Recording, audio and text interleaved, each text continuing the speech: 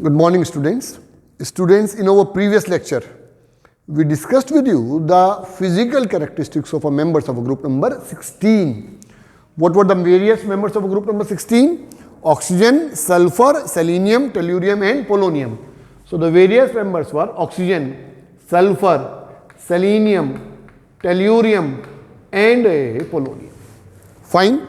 Now, in a chemical characteristics of a group number 16, the first characteristic that we are going to discuss will be the hydrides of group number 16. So, what will be the various hydrides of group number 16?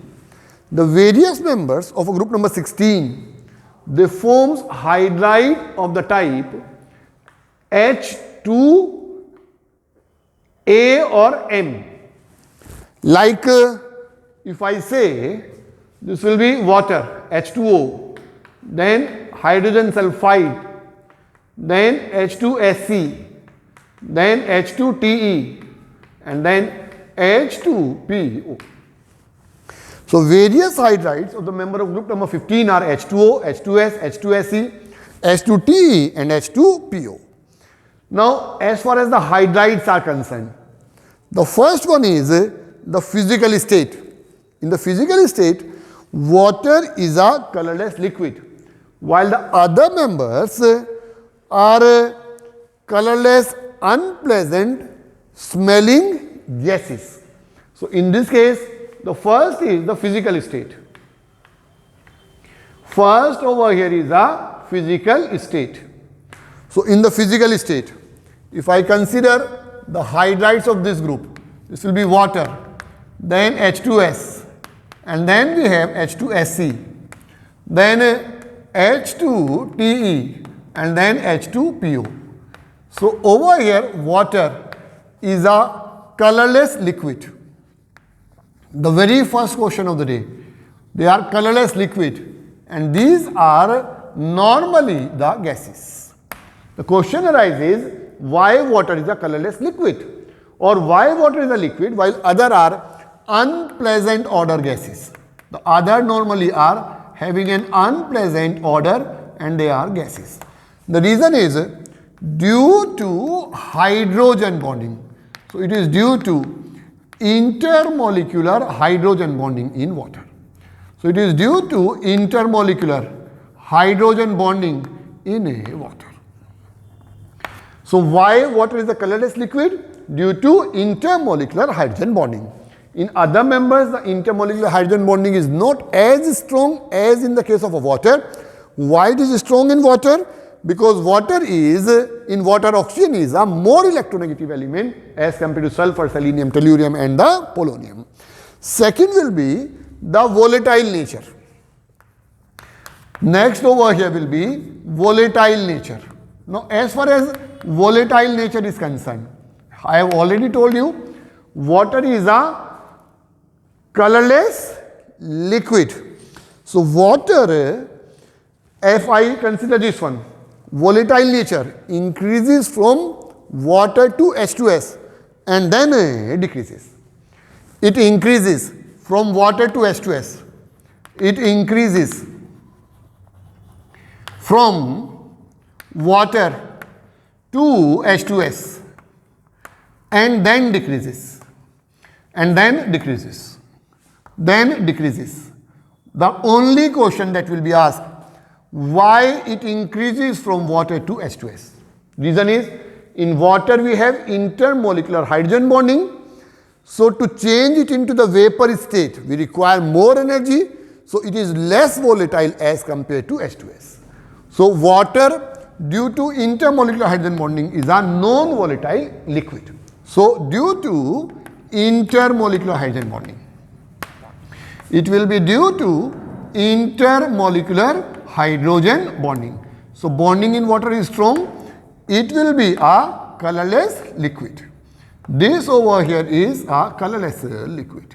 Am I clear, student, over here? So the two questions are clear. Why water is a colorless liquid? Due to hydrogen bonding. Why water is less volatile as compared to H2S? Because it is a colorless liquid due to strong intermolecular hydrogen bonding. Due to strong intermolecular hydrogen bonding. I think I shall be very clear over here. Now, if I consider the acidic nature, the hydrides of group number 16 are diprotic in nature, and the acidic nature increases on moving down the group. So, third one is acidic nature. Third property will be acidic nature. It increases, water will be less as compared to H2S, which will be less acidic as compared to H2TE, and so on over here. This is acidic nature increases over here. So this will be selenides, which will be less than the tellurides, which will be less than those of our tellurides. The question is, water over here is neutral in nature, while the other members are diprotic acid. The question is why? Because in water we have an intermolecular hydrogen bonding, so loss of proton does not occur easily. Is it clear? Next will be the reducing power of hydrides. Reducing power. Next characteristics will be the reducing power. Now see very carefully, student. It increases as we move down the group. Water will be less reducing as compared to H2S, which will be less reducing as compared to H2SC, which will be less reducing as compared to H2TE. The question arises why? Reducing power means what? The loss of hydrogen is oxidation. The substance which undergo oxidation will be acting as a reducing agent. Removal of hydrogen from water will be very difficult due to hydrogen bonding. So, reducing power increases as we move down the group. Reducing power of the hydrides increases as we move down the group over here. Am I clear? Now, the next will be the bond angle. Next will be bond angle. As far as the bond angle is concerned, I told you earlier also, in the members of the same group, the bond angle will be directly proportional to electronegativity. So, in this case, water will be having a larger bond angle as compared to hydrogen sulfide, which again will be having a larger bond angle as compared to selenides, which will be having a larger bond angle as compared to tellurides, because bond angle is directly proportional to electronegativity. Bond angle in the members of the same group, it will be proportional to electronegativity in the compounds of a same group over here. Then the stability of hydrides. Next will be the stability of hydrides. As we move down the group, stability, the metal hydrogen bond length goes on increasing. So, stability of hydrides, if we consider, it will go on decreasing. So, water will be more thermally stable as compared to H2S, which again will be more stable as compared to selenides, which will be more stable as compared to tellurides. Because on moving down the group, this bond strength becomes weak. And when the metal hydrogen bond strength becomes weak, so we will say that the stability of the hydrides goes on decreasing. I think all the questions must be very, very clear to you. So, what is the order of this stability of hydrides? Here, it goes on decreasing and decreasing on moving down the group. So, stability of the hydride decreases and decreases on moving down the group. Bond angle, bond angle of the hydrides will be decreasing on moving down the group, because bond angle of the particular series member will be directly proportional to electronegativity. So, first chemical characteristic was that of a hydrides. What type of a hydride do they form? H2N. We have done their physical state, volatile nature, acidic nature, reducing power, bond angle, and the stability of the hydrides. The second characteristics that we have to do is the oxide formation. Second is oxide formation. The second characteristic that we have to do is the oxide formation. Now, the members of group number 16, they form monoxides, dioxides and the trioxides. They form a monooxide. The members of group number 16, they form dioxide. They form monoxide, dioxide and trioxide. Monoxide, dioxide and the trioxide. Am I clear? Now, they form monoxide of the type MO. They form dioxides of the type MO2. They form trioxides of the type MO3. Now, as far as monoxides are concerned, all the members except selenium, they form monoxides. So, except selenium, all the members form monooxides, and their monoxides will be of the type MO, like tellurium oxide. Example can be tellurium oxide, like polonium oxide and so on. But we need not discuss the oxides, monoxides in the detail. They form the dioxides of the type. SO2 is an example, like sulfur dioxide, like selenium dioxide, like tellurium dioxide, etc. Am I clear, student? And then they form the trioxides of the type like SO3. They form the trioxides of the type SO3. I think I shall be clear. Now, students, in the oxides, we neither have to discuss as per the reduced syllabus the monoxides, neither have to discuss the trioxides. We have to discuss in brief the dioxides, and that too a sulfur dioxide. So, here if we talk about a sulfur dioxide is a gas at the room temperature. It has a band structure, Bond angle 119.5 degree. So, sulfur dioxide, it is a gas. It is a gas at room temperature. It is a gas at the room temperature. It has a sp2 hybridization with a Bond angle of 119.5 degree. So, it will be having sp2 hybridization. These have a hybridization which is sp2 hybridization. It will be having a band structure, and Bond angle over here will be 119.5 degree. 119.5 degree. The question arises, if you make the structure of the sulfur dioxide. Now, structure of sulfur dioxide, as already discussed with you, it has a band structure with sp2 type of a hybridization. How do we make this structure? This will be sulfur and then double bond oxygen. This again over here will be oxygen. Then this is sp2 hybridized. Now, in the sulfur dioxide, I am not discussing in detail. This will be p-pi bond formation, and this will be p-pi d-pi bond formation. So, the question arises, why sulfur dioxide is a gas? It is due to p-pi and p-pi d-pi bond formation.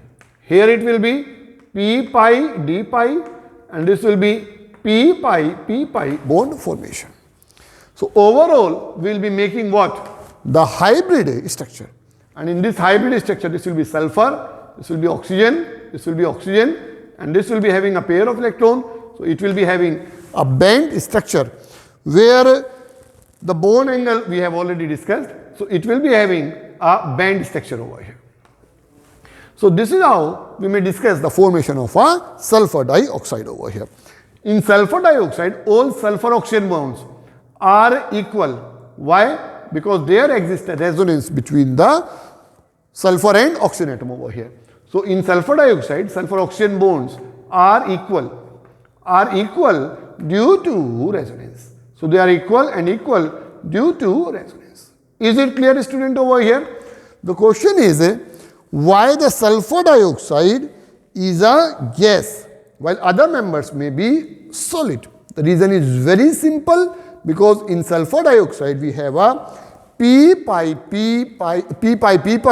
and the p-pi d-pi bond formation, and bond formation. Is it clear? Now if we consider the selenium dioxide, it will be a gas. Selenium dioxide may exist in the gaseous form or may exist in the solid form. Monomeric form of a selenium dioxide, if you take monomeric form, these are not to be done in detail in the syllabus. Monomeric form will be a gas. If you consider the polymeric form, this will be a solid. So selenium dioxide in polymeric form. In polymeric form, this over here will be in the form of a solid. We are not going into the detail of this because these are not to be done as per the syllabus. Although sulfur trioxide has been deleted from the syllabus, but remember, sulfur trioxide is again a gas with sp2 hybridization and a trigonal planar geometry. So I am writing it as a note. Although it is not to be done, sulfur trioxide is again a gas. Trigonal planar geometry. It will be having a trigonal planar geometry over here. It will be having a geometry which is a trigonal planar geometry. So it is a gas with a trigonal planar geometry. If you make the structure of sulfur trioxide, it will be something like this. So this will be a sulfur trioxide gas. Here again we have a p pi and d pi bond formation, and this will be p pi and the p pi bond formation. I think this hydrides and oxides must be very, very clear. Now students, in the syllabus, the oxo acids are not to be done. What we need to do is that we have to do a bit of a discussion of halides and then the anomalous behavior. Now halides, the third characteristic is halides. Students, although the halides are no more longer to be done in the syllabus as per the reduced syllabus, but I will say to you that they may form the halides in +1, +2, +3, +4 and the +6 oxidation states. So they form halides. They form halides in +1, +2, +4 and +6 oxidation state.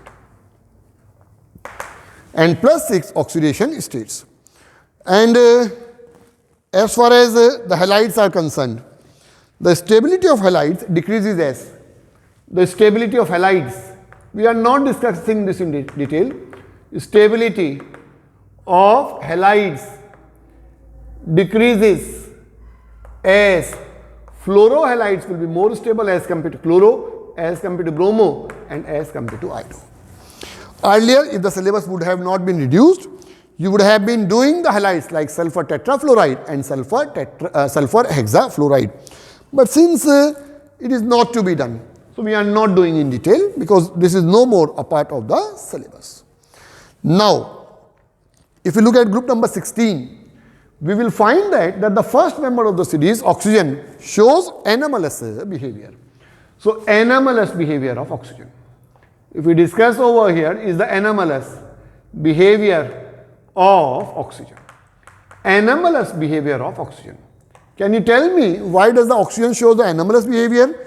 Reason is same, small size, high electronegativity, high ionization energy and vacant d orbital. So it shows anomalous behavior. It shows anomalous behavior. It shows anomalous behavior. Why? Number one is due to small size. Due to small size. Number second, high ionization energy. High ionization energy. Third, high electronegativity. Third will be high electronegativity. High electronegativity. And fourth will be absence of vacant d orbital. Fourth will be absence of vacant d orbital. Absence of vacant d orbital. So it shows Anomalous behavior due to small size, high ionization energy, high electronegativity and absence of vacant d orbital. Am I clear? Some anomalous behavior. If you consider over here some anomalous behavior of this group. First will be oxygen is a diatomic gas. So O2 is a diatomic gas. If I ask you why? Because of the p-pi bond formation. Second will be oxidation state. Its common oxidation state is -2. However, in some compound it may also show -1 and in one compound it may also show +1. It does not show higher oxidation state. Question is why? Due to absence of vacant d orbital. So it does not show higher positive oxidation state. Does not show higher positive oxidation state. Higher positive oxidation state due to absence of vacant d orbital. Due to absence of vacant d orbital over here. Due to absence of vacant d orbital. Am I clear, student? Then third is water is a liquid. Why? While the other members hydrides are gases. Just discuss due to hydrogen bonding. Due to hydrogen bonding. So it is liquid due to hydrogen bonding. Due to hydrogen bonding. Then type of bond, they may form ionic as well as a covalent bond. As far as the type of bond is concerned, type of bond, they may show the ionic bond as well as a covalent bond.